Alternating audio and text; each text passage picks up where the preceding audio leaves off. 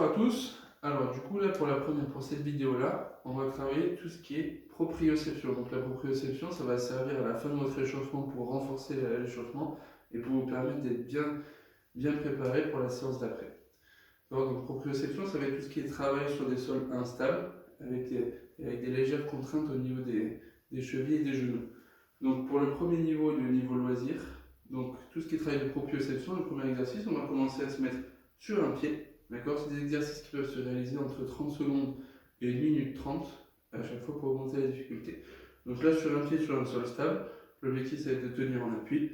D'accord, à partir de ce moment-là, je vais pouvoir faire des squats sur une jambe. D'accord, je vais pouvoir fermer les yeux pour augmenter la contrainte au niveau de l'équilibre. D'accord, il y a quelqu'un qui va toujours avec les yeux fermés. Je vais pouvoir garder les yeux fermés. Quelqu'un va pouvoir essayer de me pousser légèrement pour augmenter cette contrainte-là. D'accord. Ensuite, on va pouvoir prendre des objets avec du poids, d'accord, comme un ballon, des choses comme ça. L'objectif, faire passer le ballon autour de votre taille, d'accord, pareil avec les yeux fermés, descendre avec le ballon, remonter, tout ce genre d'exercice-là. Ça, c'est pour le niveau loisir. Ensuite, pour le niveau intermédiaire, du coup là, on a choisi de se mettre sur un sol instable. Voilà. Ce genre de matériel, ça coûte une quinzaine d'euros sur Decathlon. Si vous n'en avez pas, donc vous pouvez par exemple fixer 2 bouteilles d'eau entre elles ou mettre plusieurs coussins, histoire de créer quelque chose d'instable sur lequel vous pouvez poser le pied. D'accord. Donc toujours pareil pour ce qui est niveau intermédiaire, toujours entre 30 secondes et 1 minute 30. Toujours, vous pouvez faire les mêmes exercices qu'on vient de voir juste avant sur le sol instable. On va rajouter quelques exercices. Donc comme par exemple là, j'ai disposé plusieurs volants autour de moi.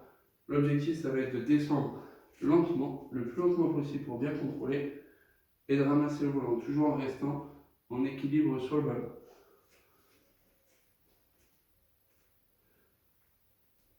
Hop. Donc là, vous allez bien faire travailler tout ce qui est renforcement au niveau de la cheville et du genou. On va travailler tous les muscles profonds. Et en même temps, on va travailler son équilibre et son oreille interne. Ce qui est hyper important en badminton, notamment quand on va arriver au filet. Alors ensuite, autre exercice, du coup, pareil, toujours sur le sol instable. Donc là, moi je suis contre le mur, mais on peut prendre un partenaire si vous en avez un. L'objectif, ça va être de se faire des passes, tout en restant sur le sol instable, en essayant de garder l'équilibre au maximum. D'accord, donc après je peux faire une passe, faire tourner le ballon autour de moi, au-dessus de ma tête, et l'envoyer. D'accord, on va essayer de le faire passer autour de mon pied, et l'envoyer. Et enfin, la dernière étape, on va commencer à prendre la raquette. Pareil, toujours un joueur qui peut vous envoyer les volants. Si vous n'avez pas de partenaire, vous pouvez essayer de faire des jambes contre le mur.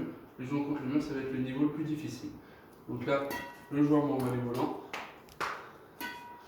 D'accord, à des fréquences différentes et des vitesses différentes. Vous pouvez varier les lancers. L'objectif, ça va être d'essayer de contrôler le volant. Vous pouvez vous mettre une cible en face de vous, ou si vous avez de quoi faire un petit filet devant vous, vous pouvez vous faire un petit filet pour essayer vraiment de travailler tout ce qui est maniabilité au niveau de la main.